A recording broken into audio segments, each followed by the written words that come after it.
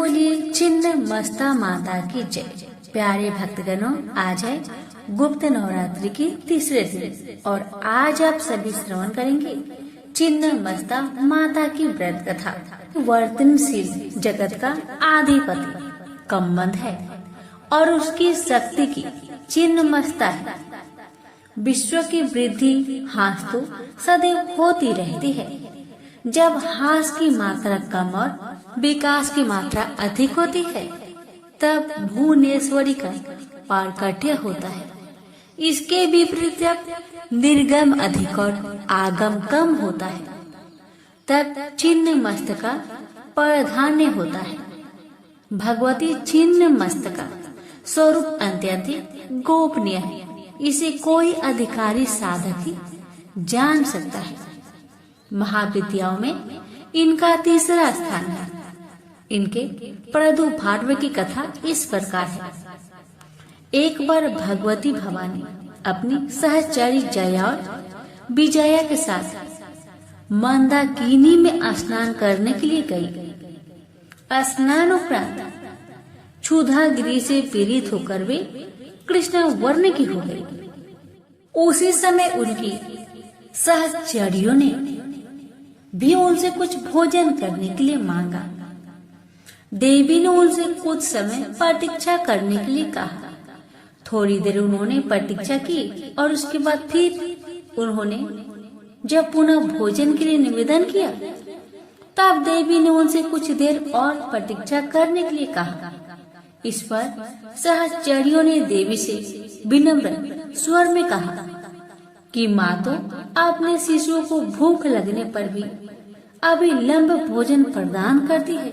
आप हमारी उपेक्षा क्यों कर रहे हैं?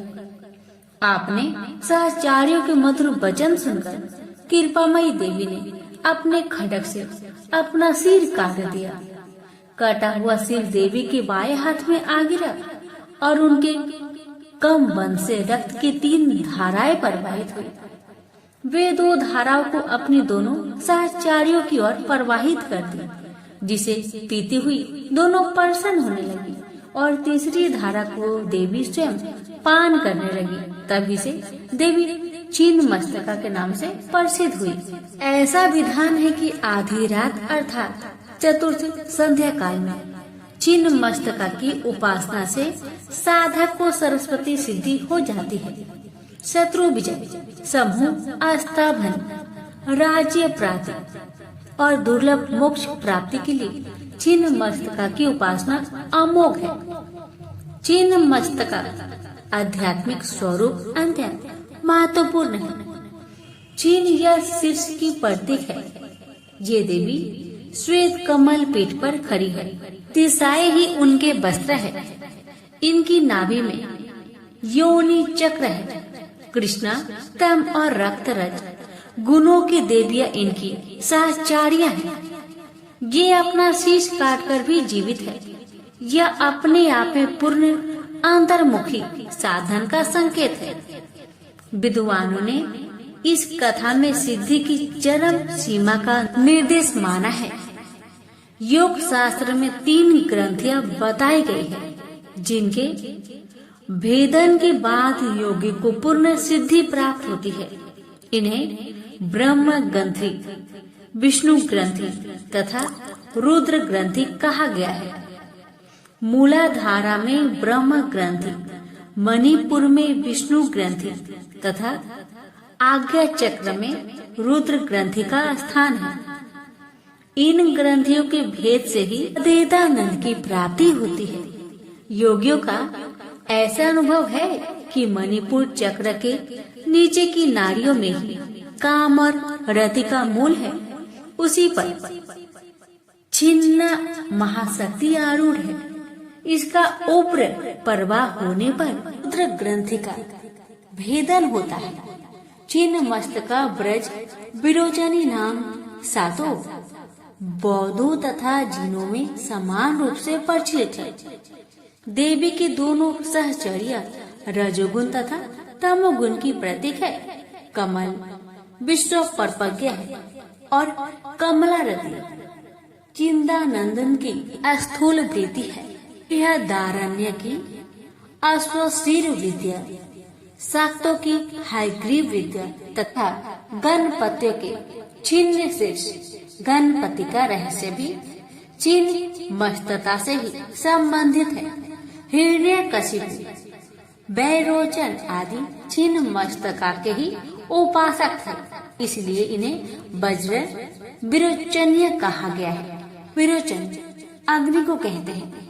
अग्नि के स्थान मणिपुर में छिन्न मस्तका का ध्यान किया जाता है और वज्र नारी में इनका प्रवाह होने से इन्हें वज्र विरोचनीय कहते हैं। श्री भैरव व्रत तंत्र में कहा गया है कि इनकी आराधना से साधक जीव भाव से मुक्त होकर शिव भक्तों को प्राप्त कर लेता है। प्रेम से बोलिए छिन्नमस्ता माता की जय। आप श्रवण करें श्री दुर्गा सप्तशती पाठ तीसरा अध्याय और इसके साथ ही श्रवण करेंगे गुप्त नवरात्रि से जुड़ी माँ दुर्गा की कथा को पूरा अवश्य सुनेगा।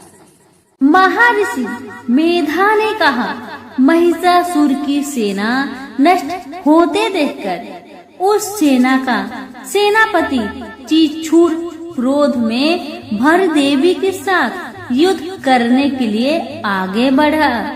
वह देवी पर इस प्रकार बाणों की वर्षा करने लगा मानो सेमरू पर्वत पानी की धारा बरस रहा हो। इस प्रकार देवी ने अपने बाणों से उसके बाणों को काट डाला तथा उसके घोड़ों व सारथी को मार दिया। साथ ही उसके धनुष और उसकी अत्यंत ऊंची ध्वजा भी काट कर नीचे गिरा दिया। उसका धनुष कट जाने के पश्चात उसके शरीर के अंगों को भी अपने बाणों से विध दिया। धनुष, घोड़े और सारथी के नष्ट होने पर वह असुर ढाल और तलवार लेकर देवी के तरफ आया। उसने अपनी तीक्ष्ण धार वाली तलवार से देवी के सिंह के मस्तक पर प्रहार किया और बड़े वेग से देवी की बाई भुजा पर वार किया, किंतु देवी की बाएं भुजा को छूते ही उस दैत्य की तलवार टूटकर दो टुकड़े हो गए। इससे दैत्य ने क्रोध में भरकर शूल हाथ में लिया और भद्रकाली देवी की ओर फेंका। देवी की ओर आता हुआ वह शूल आकाश से गिरते हुए सूर्य के समान प्रज्वलित हो उठा। शूल को अपनी ओर आते हुए देखकर देवी ने भी शूल छोड़ा और महाअसुर के शूल के 100 टुकड़े कर दिए और साथ ही महाअसुर के प्राण भी हर लिए। चिछूर के मरने पर देवताओं को दुख होने वाला चामर नामक दैत्य हाथी पर सवार होकर देवी से लड़ने के लिए आया और उसने आने के साथ ही शक्ति से प्रहार किया, किंतु देवी ने अपने हुक्कार से ही उसे तोड़कर पृथ्वी पर डाल दिया। शक्ति को टूटा हुआ देखकर दैत्य ने क्रोध से लाल होकर शूल को चलाया, किंतु देवी ने उसको भी काट दिया। इतने में देवी का सिंह उछलकर हाथी के मस्तक पर सवार हो गया और दैत्य के साथ बहुत ही तीव्र युद्ध करने लगा और फिर वह दोनों लड़ते हुए हाथी पर से पृथ्वी पर आ गिरे और दोनों बड़े क्रोध से लड़ने लगे। फिर सिंह बड़े जोर से आकाश की ओर उछला और जब पृथ्वी की ओर आया तो अपने पंजे से चामर का सिर धड़ से अलग कर दिया। क्रोध में भरी हुई देवी ने शिला और वृक्ष आदि की चोटों से उदग्रह को भी मार दिया। कराल को दांतों से, मुक्कों और थप्पड़ों से चूर्ण कर डाला। क्रुद्ध हुई देवी ने गदहा के प्रहार से उद्धत दैत्य को मार गिरा दिया। भिंदी पाल से वास्कल को बाणों से, ताम्र तथा अंधक को मौत के घाट उतार दिया। तीनों नेत्र वाली परमेश्वरी ने त्रिशूल से उग्राशय, उग्रवीर्य और महामनु नामक राक्षसों को मार गिराया। उसने अपनी तलवार से बिडाल नामक दैत्य का सिर काट डाला तथा अपने बाणों से दुर्धर दुर्मुख दोनों राक्षसों को यमलोक पहुंचा दिया। इस प्रकार जब महिषासुर ने देखा कि देवी ने मेरी सेना को नष्ट कर दिया है, तो वह भैंसे का रूप धारण कर देवी के गणों को दुख देने लगा। उन गणों में कितनों को उसने मुख के प्रहार से, कितनों को खुरों से, कितनों को पूंछ से, कितनों को सिंघों से, बहुतों को दौड़ने के बेग से, अनेकों को सिंहनाद से, कितनों को चक्कर देकर, कितनों को निश्वास वायु के झोंके से पृथ्वी पर गिरा दिया। इस प्रकार वह दैत्य गणों की सेना को गिरा देवी के सिंह को मारने के लिए दौड़ा। इस पर देवी को बड़ा गुस्सा आया।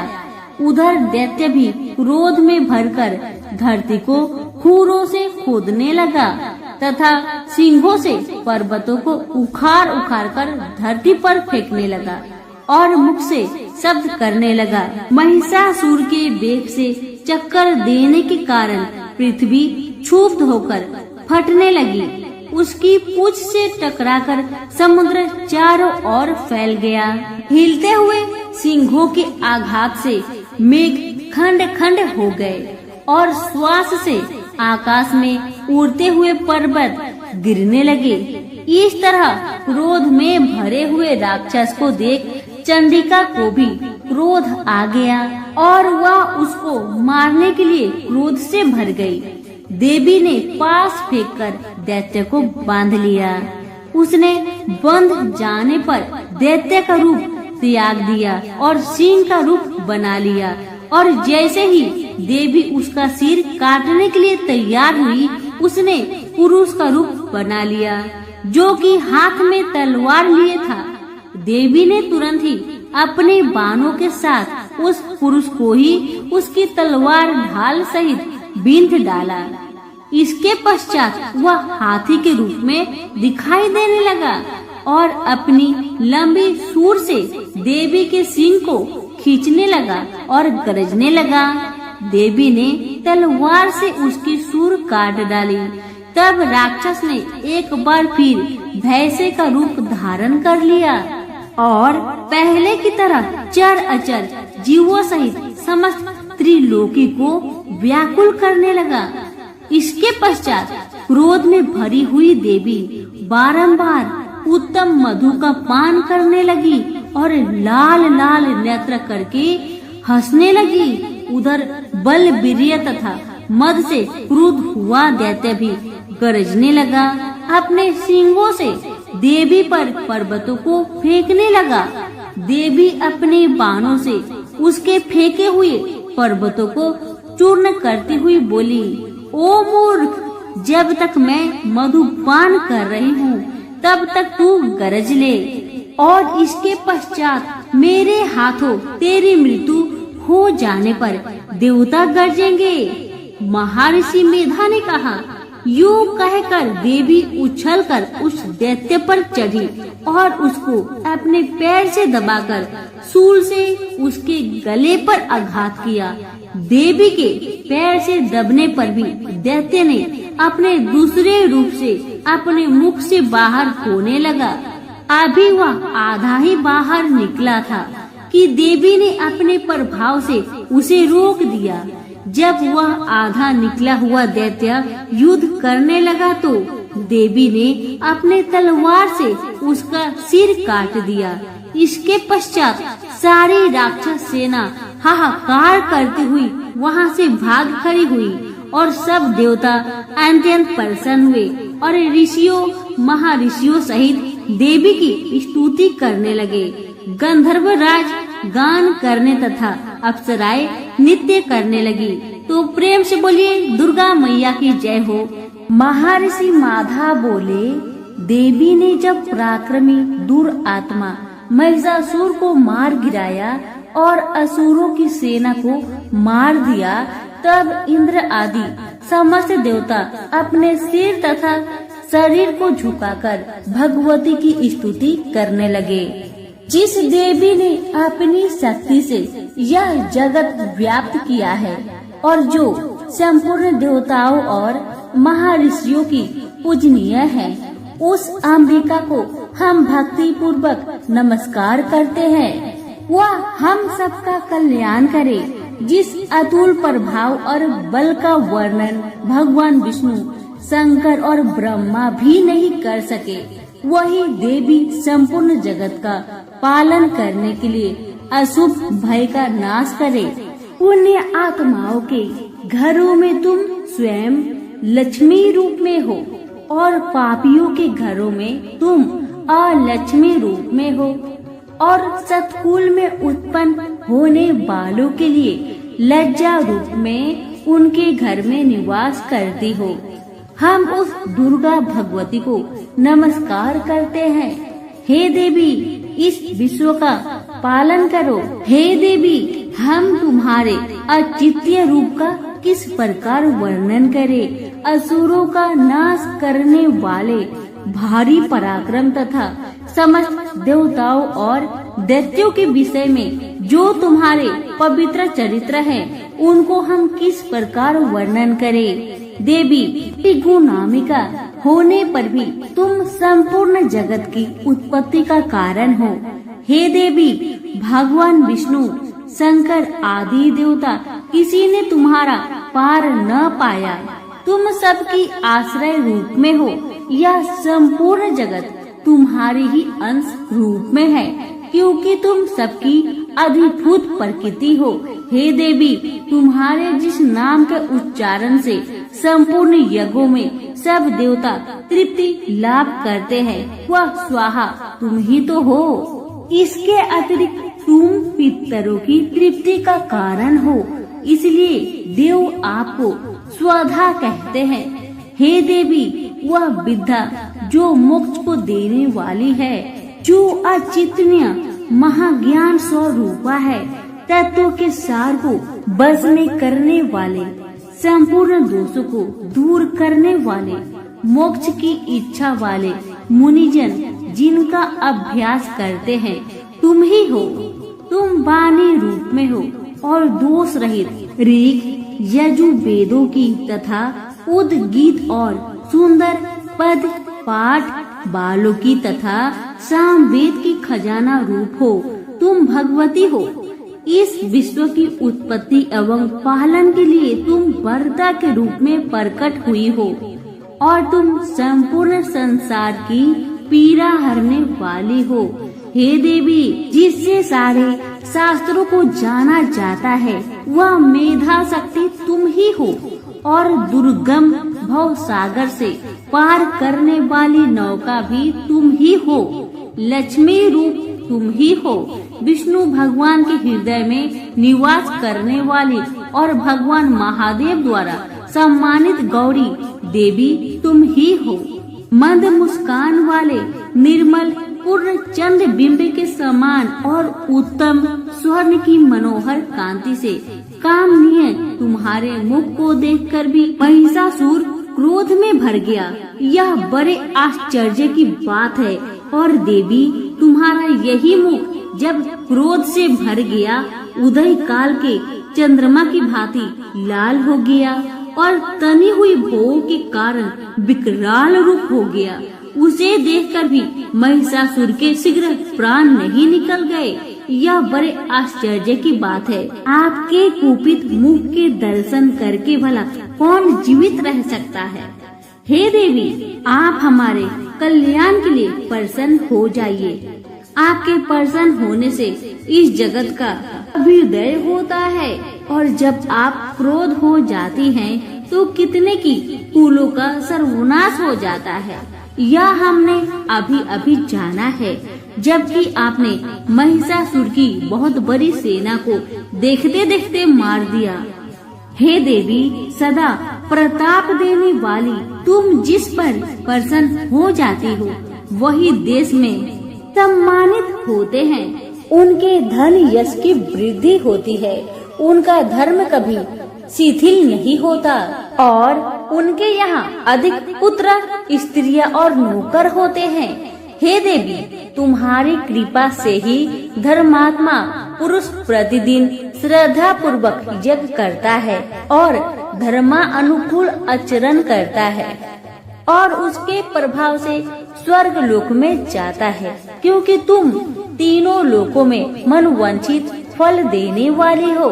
माँ दुर्गे, तुम स्मरण करने पर संपूर्ण जीवों के भय नष्ट कर देती हो और स्थिर चित्त बालों के द्वारा चिंतन करने पर उन्हें और अत्यंत मंगल देती हो।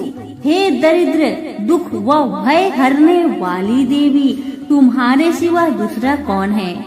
आपका चित्त सदा दूसरों के उपकार में लगा रहता है। हे देवी, तुम शत्रुओं को इसलिए मारती हो कि उनके मारने से दूसरों को सुख मिलता है। वह नरक में जाने के लिए चिरकाल तक पाप करते रहे हैं, किंतु तुम्हारे साथ युद्ध करके सीधे स्वर्ग को जाए, इसलिए ही तुम उनका वध करती हो।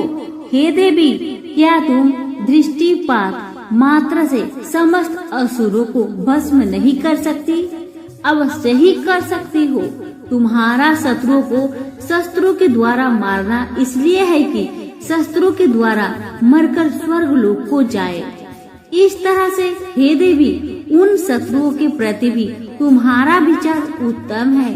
हे देवी, तुम्हारे उग्र खड्ग की चमक से और त्रिशूल के अग्र भाग की कांति से समूह से असुरों की आंखें नहीं फूटी। उसका कारण यह था कि वे किरणों से शोभायमान तुम्हारे चंद्रमा के समान आनंद प्रदान करने वाले सुंदर मुख को देख रहे थे। हे देवी, तुम्हारा शील बुरे वृत्तांत को दूर करने वाला है और सबसे अधिक तुम्हारा रूप है जो न कभी चिंतन में आ सकता है और न ही जिसकी दूसरों से तुलना हो सकती है। तुम्हारा बल व पराक्रम उनका भी नाश कर चुके थे। इस तरह अपने शत्रुओं पर भी दया प्रकट की है। हे देवी, तुम्हारे बल की किसके साथ बराबरी की जा सकती है तथा शत्रुओं को भय देने वाला इतना सुंदर रूप भी और किसका है?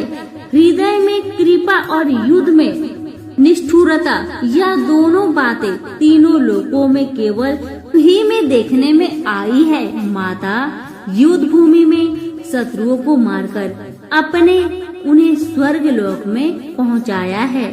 इस तरह तीनों लोकों की तुमने रक्षा की है तथा उन उन्मत्त असुरों से जो हमें भय था उसको भी तुमने दूर किया है।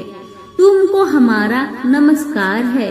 हे देवी, तुम शूल तथा खड्ग से हमारी रक्षा करो तथा घंटे की ध्वनि और धनुष की टंकार से हमारी रक्षा करो। चंडिके, आप अपने शूल को घुमाकर पूर्व, पश्चिम, दक्षिण तथा उत्तर दिशा में हमारी रक्षा करो।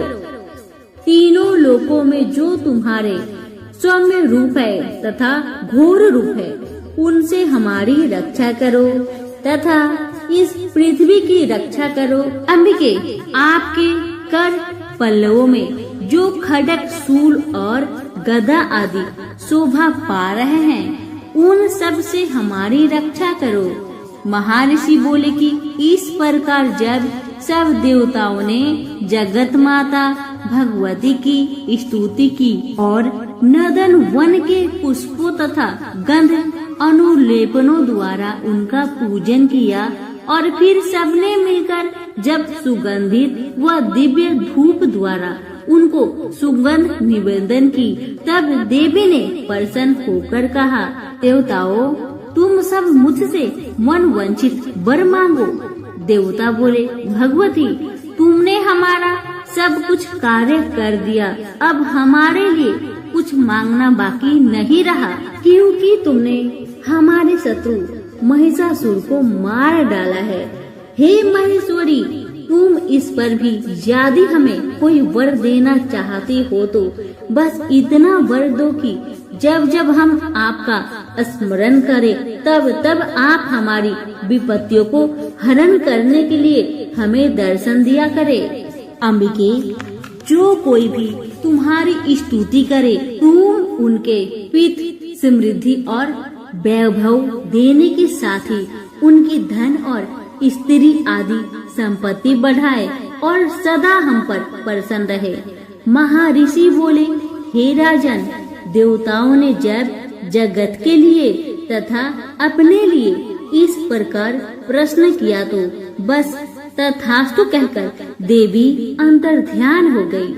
हे भूप, जिस प्रकार तीनों लोकों का हित चाहने वाले वह भगवती देवताओं के शरीर से उत्पन्न हुई थी, वह सारा वृत्तांत मैंने तुमसे कह दिया। और इसके पश्चात दुष्ट असुरों तथा शुभ निशुभ का वध करने और सब लोगों की रक्षा करने के लिए जिस प्रकार गौरी देवी के शरीर से उत्पन्न हुई थी, वह सारा वृत्तांत में यथवत वर्णन करता हूँ। हमारी आज की दुर्गा सप्तशती की चौथा अध्याय समाप्त हुआ। अब अगली वीडियो में सुनेंगे 5वां अध्याय। प्रेम से बोलिए दुर्गा मैया की जय हो। प्राचीन काल में धरती पर दुर्गम नाम का एक दैत्य निवास करता था। वह बड़ा दुर्दांत और अत्याचारी था। बल भी उसके शरीर में अपरिमित था। वह जब जोर से हंसता था तो उसके मुख से अग्नि की चिंगारियां निकलती थी। दुर्गम ऋषि मुनियों और संतों पर अपना अधिकार स्थापित करना चाहता था।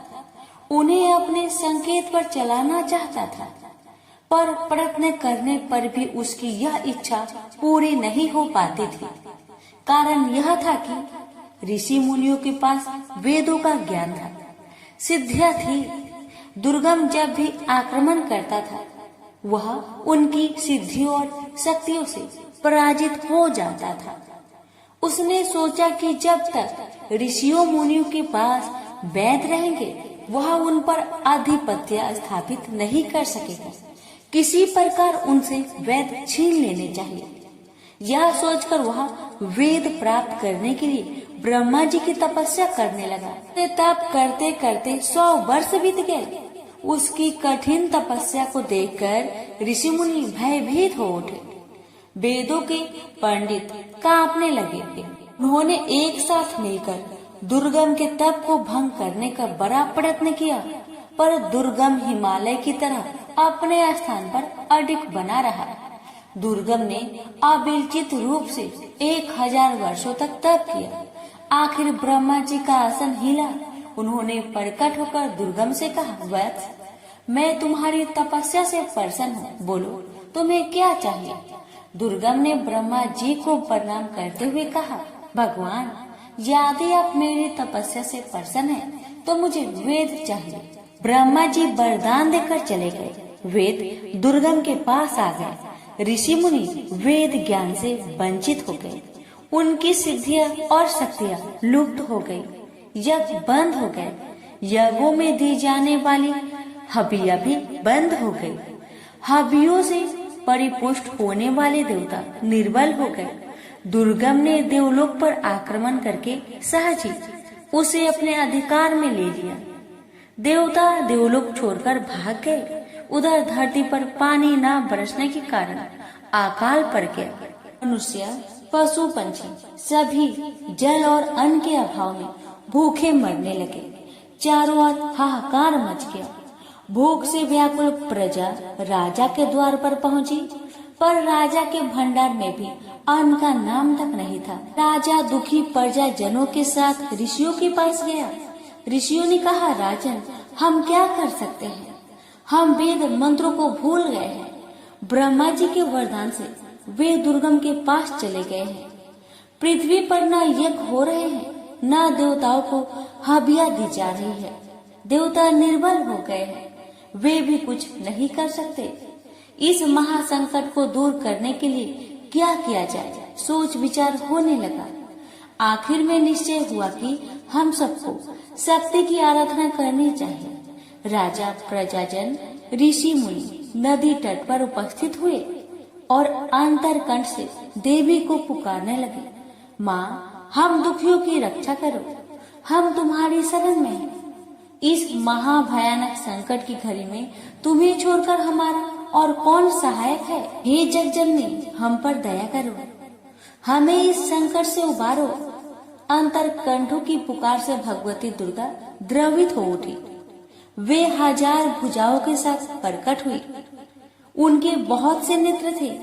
वे अपने हाथों में भांति भांति के अस्त्र शस्त्र धारण की हुई थी। उनकी आंखों से आंसुओं की बूंदें गिरने लगी। उन बूंदों ने प्रचंड धारा का रूप धारण कर लिया। धारा वेग से ऊपर उठी और देवलोक में जा पहुंची। दुर्गा उस प्रचंड धारा को देखकर भयभीत हो उठा। वह देवलोक छोड़कर भाग खड़ा हुआ। उसके हाथ से वेद छूट गए। धारा वेदों को लेकर धरती पर लौट आई। उसने वेदों को ऋषि मुनियों को सौंप दिया। ऋषि मुनियों ने माँ दुर्गा से प्रार्थना की, माँ अब आप हमें छोड़कर न जाए, या धरती पर निवास कीजिए। भगवती दुर्गा ने ऋषि मुनियों की प्रार्थना स्वीकार कर ली। वे अपने लोक में न जाकर धरती पर ही रह गई। कहते हैं सहारनपुर की शाकंभरी देवी वही देवी है जिनकी आंसुओं की प्रचंड धारा में दुर्गम सदा सदा के लिए लुप्त हो गया था, और जिन्होंने उनसे वेद भी छीनकर पुनः ऋषियों को सौंप दिए थे। प्रेम से बोलिए माँ दुर्गा की जय हो, शाकंभरी देवी की जय हो। ये माँ दुर्गा की एक अन्य कथा, ये कथा है पूजा का प्रसाद। एक ब्राह्मण था, वह बहुत गरीब था। अपनी इस दशा में भी वह माँ भगवती की बहुत बड़ा भक्त था। उसकी पत्नी भी भोली भाली थी। गरीबी की दिन बिताते हुए उसने पति से कभी कुछ नहीं कहा। ब्राह्मण की एक बेटी थी, वह बड़ी सुंदर और चतुर थी। माँ बाप अपनी बेटी को बहुत प्यार करते थे, किंतु जैसे जैसे बेटी बड़ी होती गई उसके विवाह की चिंता उन्हें सताने लगी। एक समय की बात है कि रात बहुत अंधेरी थी। झमझमाझम बरसते पानी में जब आकाश में बादल गरज रहे थे, तभी किसी ने ब्राह्मण का दरवाजा खटखटाया। ब्राह्मण ने दरवाजा खोला। सामने एक राहगीर खड़ा था। उसने कहा, मैं पास की ही गांव में रहने वाला ब्राह्मण हूँ, रिश्तेदारी में जा रहा हूँ। रास्ते में दिन ढल गया है, बरसात शुरू हो गई है। बड़ी कठिनाई से यहाँ तक आ सका हूँ। ब्राह्मण ने कहा, अतिथि के रूप में आप मेरे लिए पूज्य हैं। घर में जो कुछ रूखा सूखा है उसे खाकर संतोष करें। अतिथि ब्राह्मण सत्कार से बहुत प्रसन्न हुआ। बातों बातों में उसे ब्राह्मण की गरीबी और बेटी के विवाह की चिंता की भनक पड़ गई।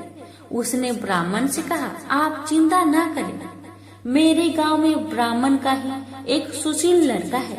मैं आपकी बेटी के हाथ पीले करवाने की जिम्मेदारी उठाता हूँ।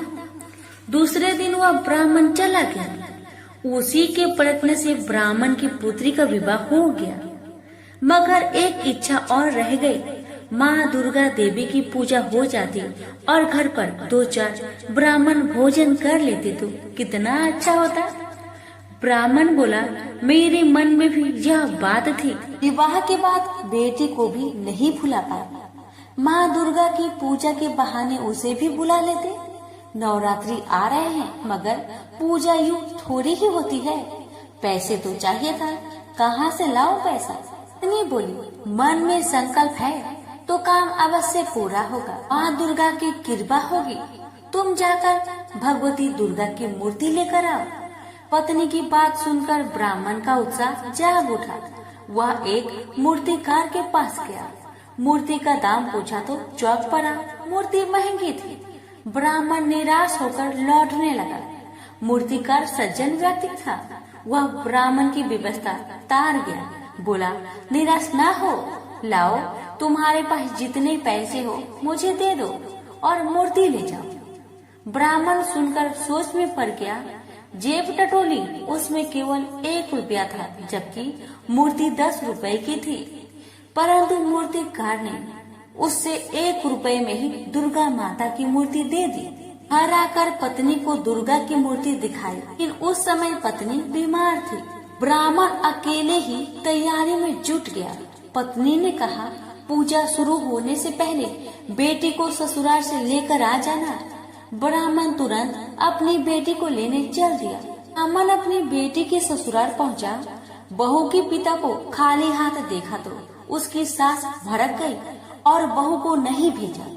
अपनी गरीबी पर ब्राह्मण को आज पहली बार बहुत दुख हुआ। वह गांव के बाहर आया, एक पेड़ के नीचे बैठकर देर तक रोता रहा। तभी उनके कानों में आवाज आई, पिताजी चलिए, मैं आ गई। बड़ी मुश्किल से सास ने भेजा है। ब्राह्मण ने आंखें उठाकर देखा, उसकी लड़की सामने थी। घर आकर ब्राह्मणी और उसकी बेटी ने बड़ी श्रद्धा से देवी की पूजा की। किसी तरह जुगाड़ करके देवी के प्रसाद लिए, कुछ फल और दूसरी सामग्री जुटा ली। परंतु समस्या थी कि इतने कम प्रसाद से काम कैसे चलेगा। ब्राह्मण की बेटी ने कहा, पिताजी आप चिंता ना करें, जिसे चाहे बुला लीजिए। देवी का प्रसाद मैं स्वयं अपने हाथों से बांटूंगी। धड़कते दिल से ब्राह्मण ने आस पड़ोस के लोगों को बुला लिया। पूजा की समाप्ति पर लड़की ने प्रसाद बांटा। ब्राह्मण और उसकी पत्नी देखकर आश्चर्यचकित रह गए कि प्रसाद कम नहीं हुआ, बल्कि प्रसाद पर्याप्त मात्रा में बच रहा था। दूसरे दिन ब्राह्मण सवेरे उठा, नहा धोकर देवी की पूजा में रखे जल के घड़े की ओर चला। वह उसे ले जाकर देवी की मूर्ति के साथ नदी में विसर्जन करना चाहता था। जैसे ही ब्राह्मण घड़े के पास आया, उसने देखा कि उसकी लड़की घड़े से पानी लेकर पी रही है। यह देखकर ब्राह्मण क्रोध से बोला, तूने पूजा का जल ही अपवित्र कर दिया। माँ दुर्गा अवश्य नाराज हो जाएगी। मैं उन्हें मनाने के लिए पूजा करता हूँ और तुम तो बर्बादी कर दी। इससे अच्छा तुम ससुराल में रहती तो ही अच्छा था। इतना कहकर ब्राह्मण फिर से पूजा में बैठ गया। लड़की अपनी बीमार माँ के पास आई और बोली, माँ अब मैं वापस ससुराल जा रही हूँ, तुम बिल्कुल ठीक हो जाएगी, चिंता मत करना। कुछ देर बाद ब्राह्मण पूजा से उठा। अब उसको अपनी गलती पर बहुत पछतावा हो रहा था। ने अपनी बिटिया रानी को क्यों डांटा, मुझे नहीं डांटना चाहिए था। अभी पत्नी फटाक से बिस्तर से उठकर आई और बोली, बिटिया को क्या कहा? मेरी बिटिया तो चली गई, प्रसाद भी नहीं ले गई। ब्राह्मण ने कहा, बस क्या बताओ, मुझसे गलती हो गई। तुम खाट से उठकर यहाँ क्यों चली आई? जाकर आराम करो, तुम्हारा तबीयत खराब है ना? पत्नी बोली, नहीं, मैं अब बिल्कुल ठीक हूँ। देखो मेरा बुखार भी नहीं है और मुझे कमजोरी भी नहीं लग रही है। तुम प्रसाद के कुछ फल ले जाओ और मेरी बेटी के ससुराल में देकर आओ। पत्नी की बात सुनकर ब्राह्मण देवी की पूजा का फल लेकर तुरंत घर से निकल गया और बेटी के ससुराल में पहुंचा। बेटी से जाकर कहा, अरे तुम नाराज होकर चली आई, तुम प्रसाद भी लेकर नहीं आई। बेटी, माँ बाप से कोई इस तरह नाराज नहीं होता है। पिता की बात सुनकर बेटी ने कहा, पिताजी मैं तो यही थी, आपके साथ गई ही नहीं। लड़की बोली, अब ब्राह्मण का सर चकरा गया। ब्राह्मण ने सारी बात अपनी बेटी को बताई। यह सुनकर सभी चकित रह गए थे। ब्राह्मण बोला, वह और कोई नहीं, माँ दुर्गा ही थी। माँ ने अपने घड़े का जल स्वयं ही पी लिया था, अपनी पूजा का फल स्वयं ही खाए। मैं तो धन्य हो गया। ससुराल वाले भी लज्जित थे कि उन्होंने बहू को उसके मायके में नहीं भेजा। प्रेम से बोलिए माता रानी की जय। सुनिए एक अन्य कथा। ये कथा है माँ दुर्गा से जुड़ी रेवती नक्षत्र की कथा। प्राचीन काल में ऋषित्वक नाम का एक मुनि थे। उनकी बुद्धि बड़ी विलक्षण थी। उनके यहाँ समयानुसार पुत्र उत्सव हुआ। रेवती का चौथा चरण गंडात होता है, उसी में उस बालक की उत्पत्ति हुई। मुनि ने उस लड़के की जात कर्म आदि सभी क्रियाएं सविध संपन्न की थी। चूड़ाकरण और उपनयन आदि संस्कार भी संपन्न किए। महात्मा ऋतुवाक के यहाँ जब से उस पुत्र का जन्म हुआ, तभी से वे रोग और शोक से चिंतित रहने लगे। क्रोध और लोभ उन्हें सदा घेरे रहते थे। माता की भी यही स्थिति हो गई। उसे निरंतर अनेक रोग सताने लगे। वह उदास होकर चिंता में डूबी रहती थी। वह लड़का भी उद्दंड हो गया। तब मुनि अत्यंत चिंतित होकर सोचने लगे, कौन सा ऐसा कारण है जिससे मेरा यह पुत्र महान दुष्ट हो गया है। यह सोचकर वे गर्ग जी के पास गए और उनसे पूछा, भगवान, आप ज्योतिष शास्त्र आचार्य हैं, मेरे पुत्र के दुराचारी होने का क्या कारण है। गर्ग जी बोले, मुने, पुत्र के दुष्चरित्र होने में न तुम कारण हो और न माता तथा न कुल ही। रेवती का अंतिम चरण गंडात होता है, यही कारण है। क्योंकि मुने, वही निंदित बेला तुम्हारे इस पुत्र के जन्म समय में बीत रही थी। अतः तुम्हें दुखी करना इसका स्वभाव बन गया, दूसरा कोई भी कारण नहीं है। तुम उस दुख को दूर करने के लिए भगवती दुर्गा की आराधना करो। यत्न पूर्वक सुपूजित होने पर वे संपूर्ण विघ्न शांत कर देती है। गर्ग जी की बात सुनकर ऋतुवाक मुनि क्रोध से मूर्छित हो गए। उन्होंने रेवती को श्राप दिया, वह आकाश से गिर जाए। उस समय नक्षत्र मंडल चमक रहा था, उधर सबके नेत्र लगे हुए थे। इतने में ही मुनि के श्राप से रेवती नक्षत्र आकाश से टूटकर उदगिरी पर आ पड़ा। रेवती के गिरने से वह पर्वत रेवतरु नाम से प्रसिद्ध हो गया। तब से उस पर्वत की शोभा और भी अधिक बढ़ गई। यो रेवती को श्राप देने के पश्चात मुनिवर ऋतुवाक गर्ग जी की कथानुसार भगवती दुर्गा की आराधना करके सुख और सौभाग्य से संपन्न हो गए। रेवती नक्षत्र का जो तेज पर्वत पर गिरा, उससे एक कन्या उत्पन्न हो गई। जगत में अनुपम सुंदरी होकर वह दूसरी लक्ष्मी की भांति शोभा पाने लगी। रेवती के तेज से प्रकट होने वाली उस कन्या पर कुमुद ऋषि की दृष्टि पड़ी। उसे देखकर वे प्रसन्न हो गए और उसका नाम रेवती रख दिया। महर्षि परमुज का आश्रम कुमुदगिरी पर था। उस कन्या को वे अपने स्थान ले आए और पुत्री की भांति धर्म पूर्वक उसके पालन पोषण की व्यवस्था कर दी। जब कुछ समय बाद वह सुंदर कन्या युवती हो गई, तब उसे देखकर कौन इसके योग्य वर होगा, ये मुनि विचार करने लगे। बहुत खोजबीन करने पर भी उस कन्या के अनुरूप वर पाने में उन्हें सफलता न मिल सकी। तब वे अग्निशाल में जाकर अग्निदेव की उपासना करने लगे। अग्निदेव प्रसन्न हुए और कन्या के वर के विषय में मुनि से बोले, मुने, सदा धर्म में तत्पर रहने वाले पराक्रमी शूरवीर प्रिय भाषी तथा युद्ध में पीछे न हटने वाले राजा दुर्दम इसके पति होंगे। अग्निदेव की बात सुनकर मुनि प्रसन्न हुए। उसी समय संयोगवश राजा दुर्गम शिकार खेलने के बहाने परमुच ऋषि के आश्रम में आए। जब वह आश्रम के भीतर गए, तब उन्हें मुनि दिखाई न पड़े। अतः उन्होंने उस कन्या रेवती को बुलाया और संबोधित करके पूछा, प्रिय, महाभाग महर्षि कहाँ है? मैं उनके चरणों के दर्शन करना चाहता हूँ। कन्या बोली, महाराज, मुनिवर अभी अभी निकलकर अग्निशाला में गए हैं। कन्या की बात सुनकर राजा दुर्दम अग्निशाला के द्वार पर पहुँच गए। वे राजोचित वेशभूषा में थे। नम्रता से उनका मस्तक झुका हुआ था। उन पर मुनि की दृष्टि पड़ी। तब राजा ने मुनि को प्रणाम किया। मुनि ने अपने एक शिष्य से कहा, गौतम, अर्घ्य उपस्थित करो। ये राजा अर्घ्य पाने के अधिकारी है, क्योंकि बहुत दिनों में इनका आगमन हुआ है। और खास बात तो यह है कि यह हमारे जमाता है। यह कहकर मुनि ने उन्हें अर्घ्य दिया और राजा ने उसे स्वीकार भी कर लिया। राजा दुर्दम अर्घ्य आदि के पश्चात आसन पर विराजमान हुए। मुनि ने आशीर्वाद देकर उन्हें संतुष्ट किया और कुशल पूछी। कहा, राजन, तुम्हारी सेना खजाना, त्रिमंडली, भृत्य वर्ग, मंत्री वर्ग, देश, नगर और स्वयं आत्मा में किसी प्रकार की अशांति तो नहीं है? तुम्हारी पत्नी की तो कुशल पूछनी ही नहीं है, क्योंकि वह तो मेरे यहाँ ही ठहरी हुई है। इसी से मैंने उसका समाचार नहीं पूछा।